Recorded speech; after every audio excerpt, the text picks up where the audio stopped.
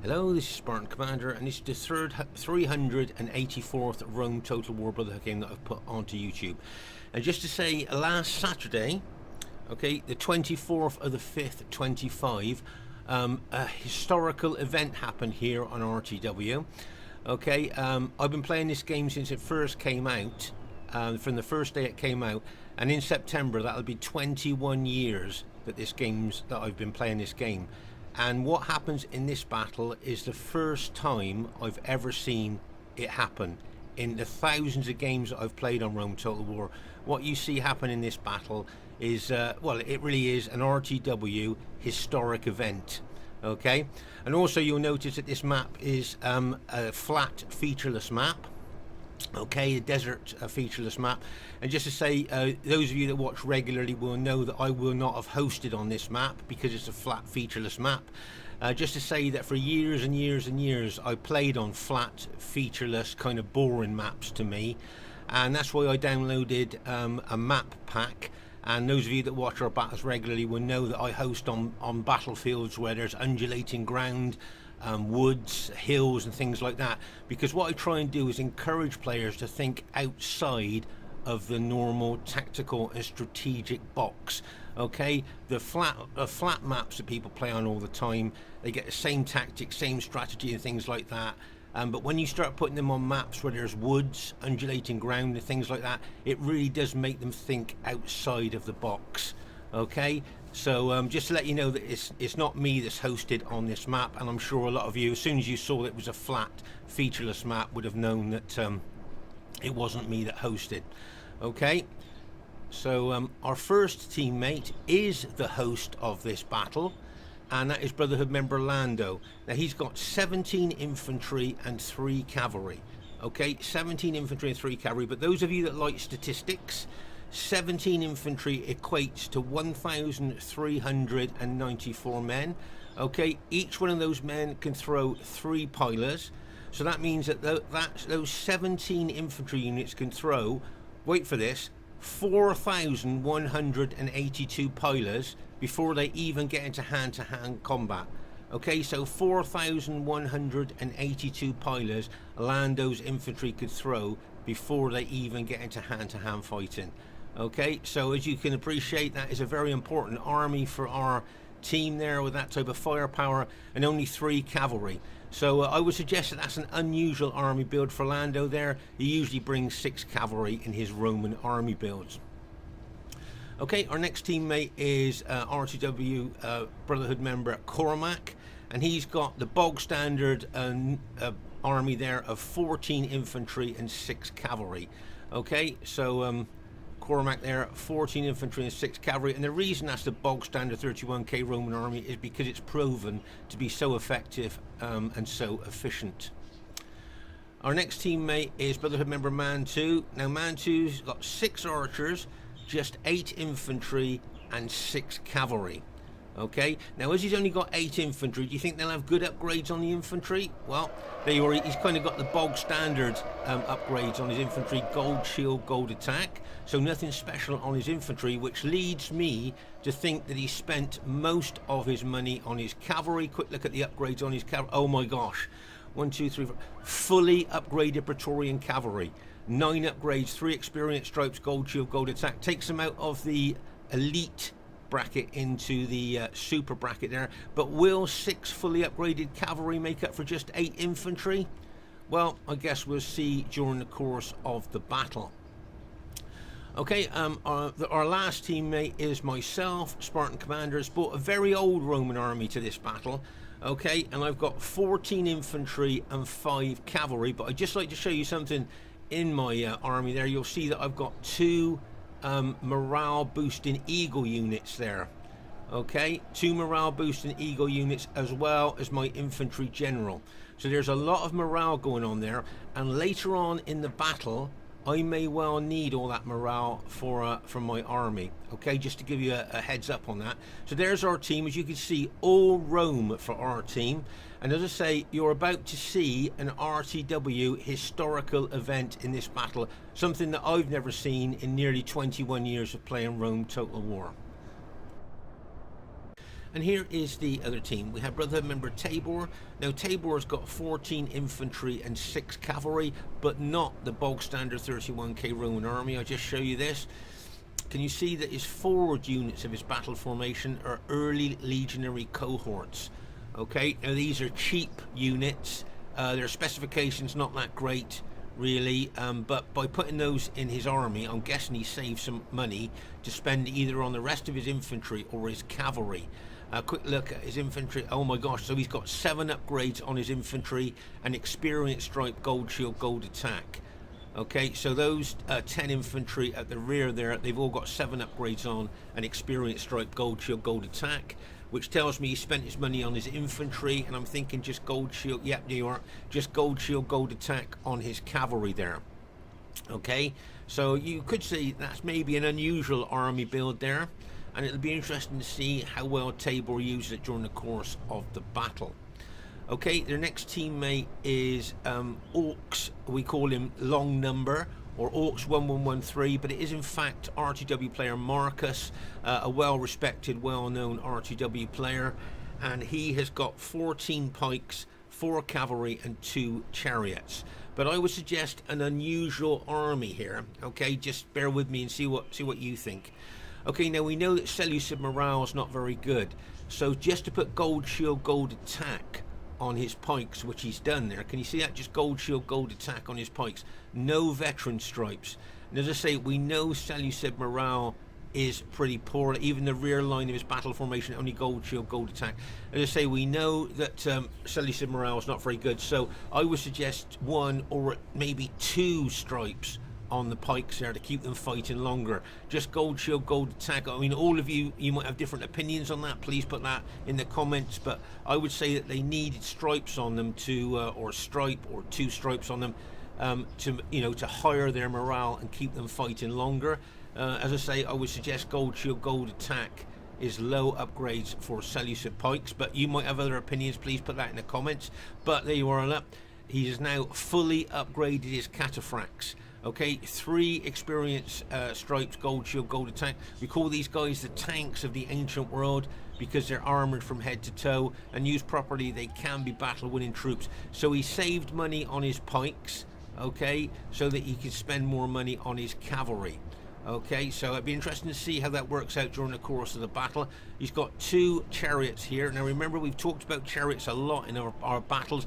Big attacking specifications, hit points, big fear factor, taking morale away from enemy troops, destabilizing them, making them more susceptible to routing. But of course, if these chariots run amok, they kill both friend and foe alike. And I always say to people, if you're not confident or competent with chariots, you really need to think if you want to bring them or not, because if these chariots run amok and start killing your allies, you become unpopular really quickly. So it'll be interesting to see how well Markus handles them during the course of the battle. Okay, their next teammate is Brotherhood member Royer. Now Royer's bought a Dacian army, and he's got 15 chosen swordsmen and 5 cavalry. Okay, 15 chosen swordsmen and 5 cavalry. I think he's got mixed upgrades from what I can remember. I think some of his chosen swordsmen have got 8 upgrades on, which I would recommend for chosen swordsmen. 2 experience stripes, gold shield, gold attack. And others of his units, I think he's only got 7 upgrades on, and experience stripe, gold shield, gold attack. Okay, as I said before, chosen swordsmen can be very underestimated infantry, but they need good upgrades to get the most out of them. And he's got cavalry there, and I think he's got 7 upgrades if I remember correctly. 1, 2, 3, 4, 5. Yeah, so he's got an experience stripe, gold shield, gold attack on his cavalry. Now it's unusual for Royer to bring cavalry. He usually just brings whole infantry armies there. And notice no archers, so we just got infantry and cavalry there. And their last teammate is Brotherhood member Fesen. Now Fesen's got 6 slingers and 14 sacred band spearmen. Okay, but what I'd like to do is show you, he's got mixed upgrades in his army here. If you notice there at the forward units, he's got, if you count, can you see, he's got skirmish troops there, but he's got 7 upgrades on the forward units of his sacred band battle formation there, an experience stripe, gold shield, gold attack. But look at the other units behind those. Count the upgrades, 9 upgrades, fully upgraded sacred band spearmen, 3 experience stripes, gold shield, gold attack. Now this is Fesen's faction of choice. He's got very good with Carthage there.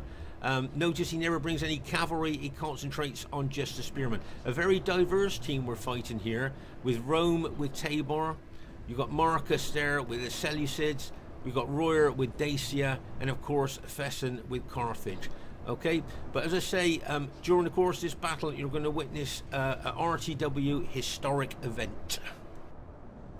Okay, at this stage of the battle, the host of the game, Lando, there, you can see he's got his army all ready for action.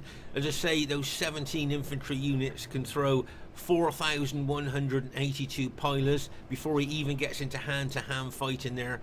So his army could be very, very important to this battle. Okay.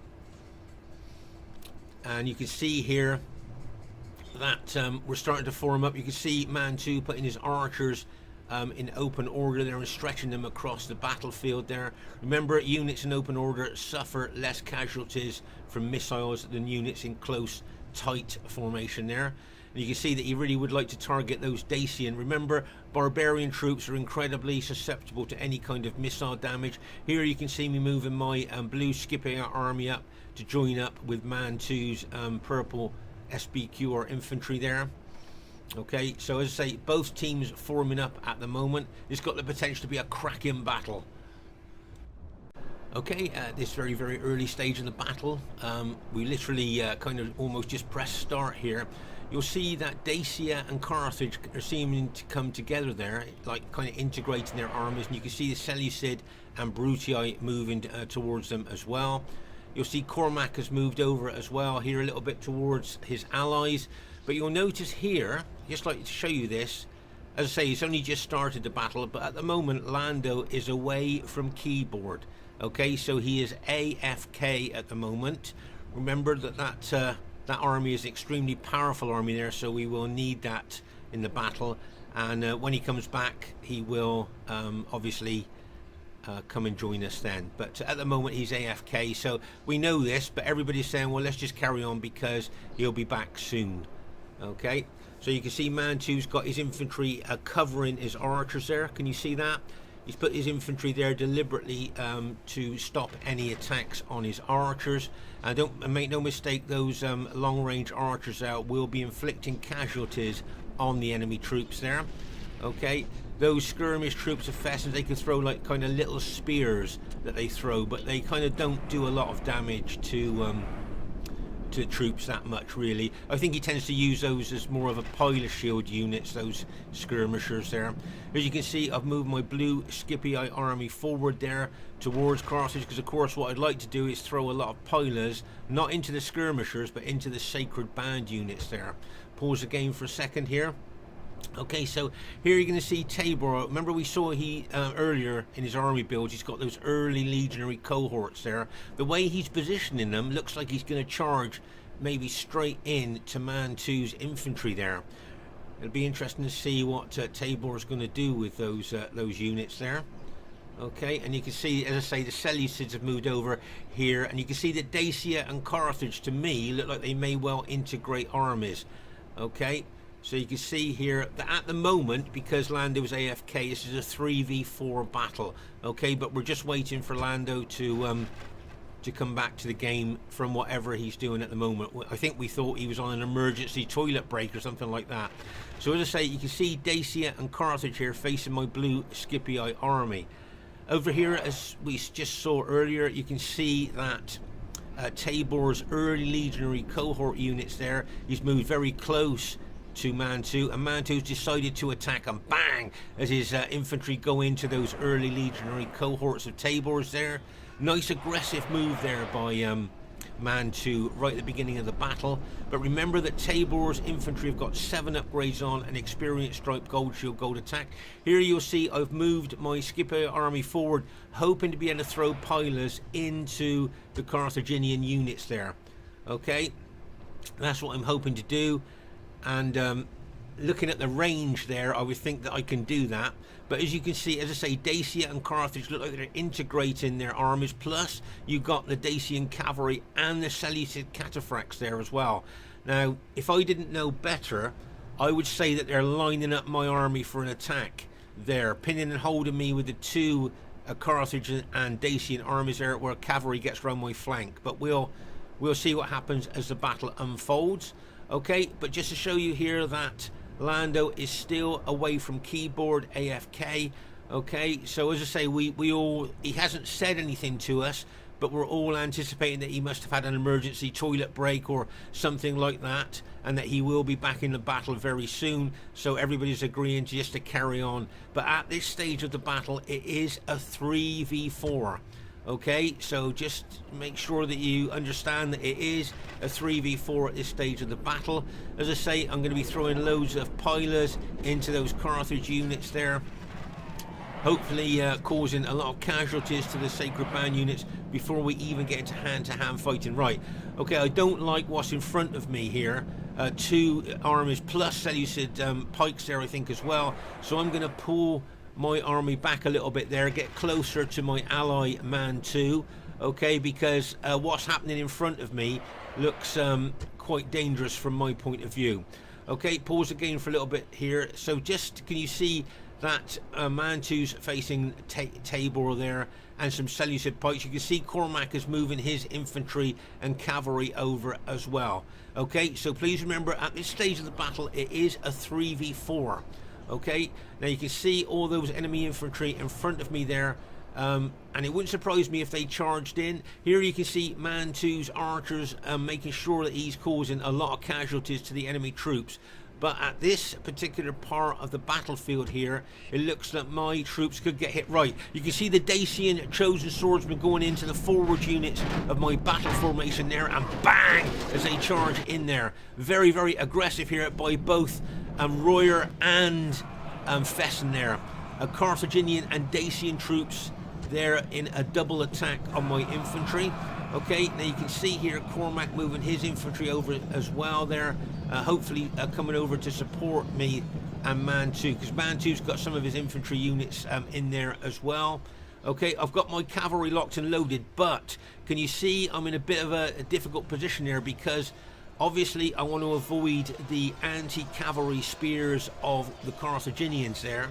Okay, so I can't charge my cavalry in there to relieve my infantry, because they'll be killed on the Carthaginian spears. But the target that I can hit is the Dacian infantry. Okay, so that's where I'll be looking to hit there with my cavalry, just to give you a heads up on that. And it wouldn't surprise me if Cormac hit them as well. Okay, but at the moment you can see a very aggressive attack on my infantry by two armies. Now at this stage of the battle, I think we were all saying to Lando, come on Lando, hurry up, come and join us. But obviously he is still AFK. Alright, so obviously it must be something very serious to keep him away from the battle at this stage. But as you can see there, this 3v4 is, you know, not looking very good for our team, shall we say there. So we're hoping that Lando hurry up and come back. We know, everybody knows he's AFK, but we're saying carry on, because in the anticipation that he will be back soon. Okay, so there you are. You can see I'm throwing loads of pilots. See, it's almost like raining pilots on those enemy units there. You can see Cormac's red Juliite cavalry has come over to support me there, but as you can see, very, very aggressive attack there by the enemy troops. Oh my gosh, and Tabor's even charging his cavalry into my infantry as well. So obviously the enemy battle plan there is to take my army out. Okay, just look at the resources they're putting into that. So they're looking to take my army out there. You can see the Seleucid there, Markus being very tactical, as he always is, looking to bring pikes and his cavalry around the flank of my infantry there. Okay, nice tactical move there by Markus. But you can see that Cormac, being a good teammate that he is, and Mantu as well, we've got all our cavalry locked and loaded here, ready to charge in when ready. But of course we will be avoiding the Carthaginian spearmen there with their anti-cavalry spears. Okay, and of course don't forget that a lot of Fesen's units are fully upgraded, and the last thing we want to do is charge cavalry into fully upgraded Carthaginian spears. The Dacian troops, look at the inroads they've made in to my battle formation there, the aggression there. You can see the Brutii cavalry have just arrived as well, look, and bang, as they smash into the forward units there. Can you see the inroads that both Carthage and Dacia are making? Right, here comes Cormac's cavalry charge, a relieving cavalry charge here. Look, bang, as he smashes it into those Dacian and Brutii enemy troops there. Routed them almost on impact. That's great. Okay, can you see I'm charging my cavalry in as well to support his cavalry charge. I'm going to charge in there as well. You can see the Dacian cavalry charging in there as well. Look, bang, as both cavalry smash into each other there. Oh my gosh. Right, okay, so what Cormac and myself could do with our cavalry is to divide the enemy team. Do you see what I mean? If we move our cavalry through that gap, there's a gap there, look, between the Seleucids and the Carthaginians there. See that gap? And there's only a few enemy troops in there. We could divide them, but here you can see that the Dacian infantry and the Carthaginian infantry are making big inroads into my infantry battle formation. You've got Markus bringing his Seleucid pikemen around the flank. You've got over here the fully upgraded cataphracts of Markus here. He looks like he's chasing down some archers at the moment. He's got a chariot unit there. Now what's worrying me is he going to look to smash into the rear of my already hard pressed infantry there. Okay, you can see Mantu once again being a good teammate he is, covering my rear with his cavalry there. Don't forget his cavalry is fully upgraded as well. That would be an interesting tussle there. But you can see Cormac moving his infantry towards my infantry there. Okay, and just to say, look at Lando, look, still away from keyboard at the moment. So the host is still away. We need his army here because, as I say, as you can see, this is a 3v4. And he's still AFK at the moment. Just to show you, nice tactical archer move here by Mantu. Moved his archers around to position them into good tactical positions where he can shoot into the flank of enemy troops there. So well done to him there. And also you see he's moving infantry around the flank of the enemy as well. Good tactical movement there by Mantu. Okay, but as it stands at the moment, my army is getting really hammered there by the enemy troops coming in. As I say, you got those Seleucid pikemen coming around my flank there. Cormac is bringing his red Julii army over as well there to support me. But just look at the inroads, the penetration that the enemy troops have done into my battle formation there head on. Oh my gosh, there. That is some kind of penetration there that the enemy have done there, see. But if you notice here, we have now split the enemy team, okay, with our cavalry and Cormac's infantry as well. We've caused a massive split between the Carthaginians, the Seleucids and the Carthaginians there. So we've actually now got in between their armies there and split them. So that's good news for us, and our cavalry will be chasing down the enemy troops.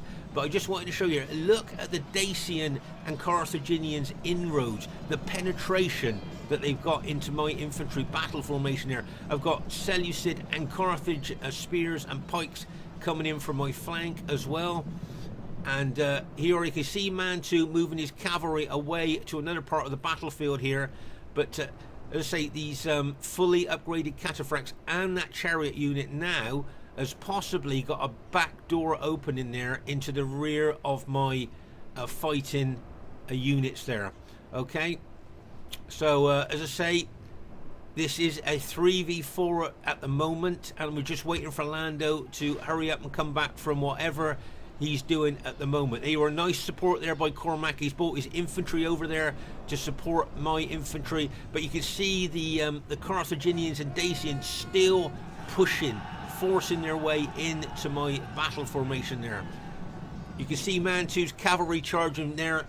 He's joining Cormac's and cavalry as well, as we're trying to cause a lot of casualties to the enemy troops with our cavalry.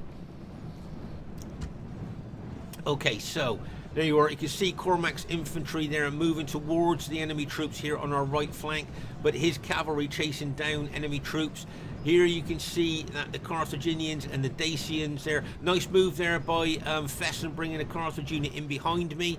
Okay, but also you can see I've turned a unit here in my battle formation to face the Seleucid pike threat that's coming in on the right side of my battle formation there. Okay, so as I say, and you've got those cataphracts, those fully upgraded cataphracts in behind my infantry, and we've got no cover there. Can you see we've got no cover? If that cavalry smashed into the rear of my infantry, well, my whole army could rout. Okay, but here you can see Mantu, good tactical move there, bringing infantry, as I say, around the flank of the enemy troops. He's got his other infantry there, ready to move in if necessary there. But of course, the host of the battle, Lando, is still away from keyboard, still AFK. Okay, so he's still over there with all the firepower that he could bring to this battle. Right, now you can see my cavalry there. I forced my way through with Cormac's cavalry through their battle line, and what I'm looking to do now is to try and smash into the rear of the engaged Carthaginians.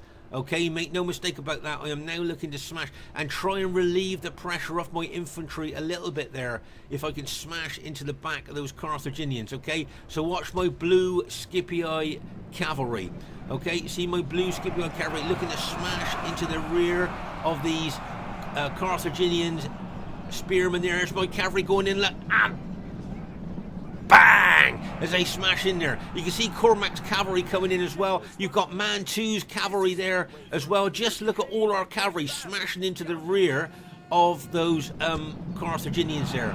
Great teamwork there by Cormac and Mantu. We're all smashing our cavalry, as I say, into the rear of those Carthaginian units there.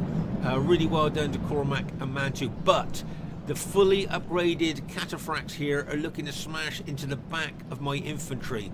And it wouldn't surprise me, and also I've got those Seleucid pikes coming in from the flank as well. And there's a big chance here that my army could completely rout. Okay, they've been fighting for a long time. There goes the cataphracts into the rear of my infantry, and bang! As they smash in there. Oh my gosh. Oh my gosh, just look at the impact of penetration of those fully upgraded cataphracts. Okay, straight away I can see they've routed my general, okay, and an eagle unit. Okay, but also we've routed, I think, all of the Carthage army of Fesen's as well. Okay, so all of Fesen's army I think is routed, but they got my general and they got one of my eagle units there. Okay, so I've lost a lot of morale there. It was a good hit there by Markus coming in behind with his Seleucid fully upgraded cataphracts. As I say, you can see his pikes coming in on the flank of my infantry as well. So yes, okay, we've routed all of Fesen's Carthage army, but most of my units have now been taken out. Okay, and over here you'll see that both Tabor's Green Brutii infantry and those Seleucid pikes, more are coming into the fray now.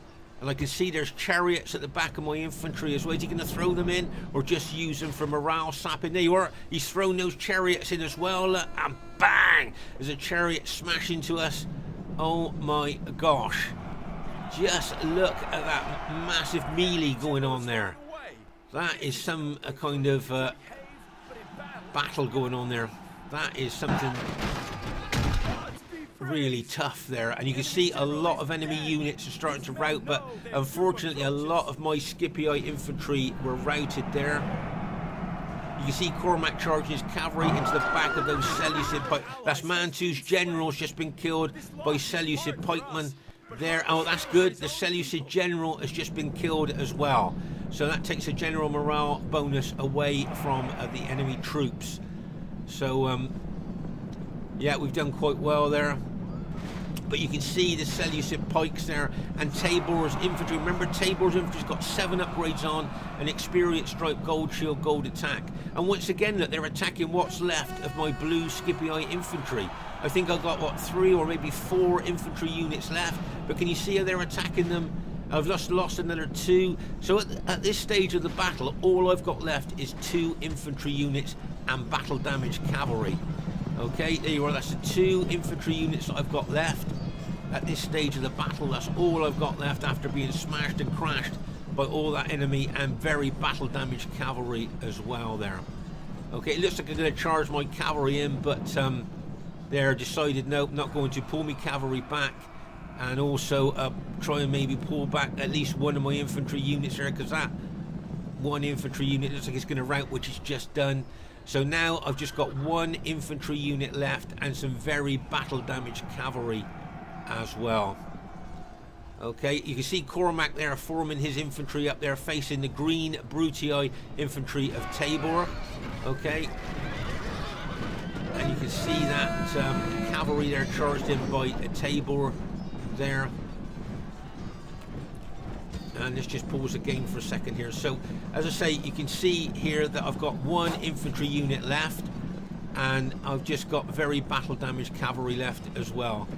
And that's all that I've got there now after I got smashed and crashed. But Cormac is like has become kind of like the anchor of the team at this stage of the battle there. As I say, all of Fesen's Carthage army we've managed to take out in this 3v4, but there's the enemy team attacking. There's still Dacian infantry there. This is a nice move by Markus. Can you see that he's got these pike units facing away from the main battle? Can you think why he's doing that? Okay, so what the reason he's doing that is to protect the rear of his troops and his allies' troops from any cavalry attack that may well be thrown in, but also protect him from any infantry as well. Because if you notice here, can you see that Mantu's bringing over some of his SBQR units there? And of course that wall of pikes is designed to try and stop them going into the rear of the fighting enemy troops. Okay, but you can see there, I think if I remember correctly, the green Brutii troops have been fighting for a long time, and the Dacian troops as well. So they could be very tired at this stage of the battle. If I remember correctly. Maybe I'm wrong, but might have a closer look in a minute to see about that. But there you are, you can see the enemy troops really pushing in. See my battle damaged cavalry there. I'd like to maybe smash into the flank of enemy pikes if I can. Right, let's just pause the game for a second there. So here you'll see that 3 of my infantry units has rallied.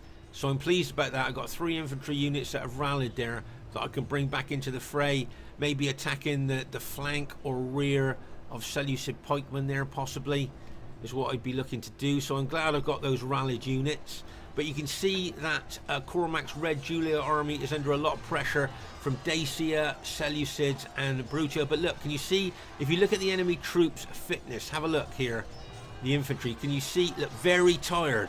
Can you see unhappy due to exhaustion? Very tired. So these guys' morale will be very, very low. Their battle proficiency, the actual way they fight the battle, will be very low and poor as well. Let's have a look at the other units. I'm thinking the Dacians are going to be the same. They've been fighting for a long time. They were very tired. Okay, so their morale will be very low. There, I would suggest, looking at all the enemy units that are very tired, or just tired or very tired, that possibly if they're hit right, there could be a possible mass rout there, because their morale will be so low, right? So you can see that we're a long way through the battle, and the host of this battle here, Lando, is still away from keyboard, still AFK. Okay, so there you are. And whether, I mean, I'm hoping he's going to come back before the end of the battle there. Here you can see Mantu moving his archers around again. I don't know whether he's going to alt attack them against those chariots there, but he's bringing his infantry in behind the enemy team. And as I say, I've got my cavalry, battle damaged cavalry, locked and loaded to maybe hit the Seleucid pike. See that pike unit coming towards me? If he turns to attack Cormac's infantry, I could smash into that unit with my cavalry. Okay, smash into the flank of that unit. Watch, see if my cavalry is going to do that. You can see, there you are, there's my cavalry going in. Look, bang! Let's smash into the flank of that. And now we need to pull my cavalry out because there's a pike unit there. Don't want to get anywhere near that pike unit. But here, can you see on the right side of Cormac's infantry, there's a Seleucid cataphract unit charging in there like a bang. I'm going to counter-attack with my cavalry. Look, bang! As we smash in here. As I say, the whole enemy army is so very tired or tired. You could see a mass rout here, possibly. Oh my gosh, can you see a lot of the enemy units are starting to rout? This could be a chain rout. There you are. The enemy units have just chain routed there. So I can't believe that this 3v4, which is what it is here, all the way through, we've managed to actually go on and win the battle there. You can see Mantu bringing his SBQR troops in behind the routing enemy troops there. And as I say, they were so tired and very tired there. Their morale was so low. If you notice here, I've got 4 very battle damaged infantry units left there. Can you see 4 very, including an Eagle unit, which I'm glad about. There, so you can see, and I've got some very battle damaged cavalry left as well. I mean, I'm really pleased that I've still got any units left at all after the attack that I managed to withstand there. So I'm very pleased with that. And you can see, if you look at the battlefield here, it is quite a condensed battlefield. Over here you'll see, I notice there's piles of green infantry there. That's those early legionary cohorts that were killed en masse, look. As I say, they're cheap units, haven't got very good specifications there. And as I say, I would suggest that that is the early legionary cohorts that Tabor was using there. You know, you just notice the piles of green there, so that's what I think they are. Mantu killed them quite quickly, I would think, with cavalry and infantry. As we move across the battlefield here, you can see, as we get closer to the main battle, you can see the real piles of dead here. Just goes to show how intense the fighting was here. And I'd just like to say well done to Mantu and Cormac here for a 3v4.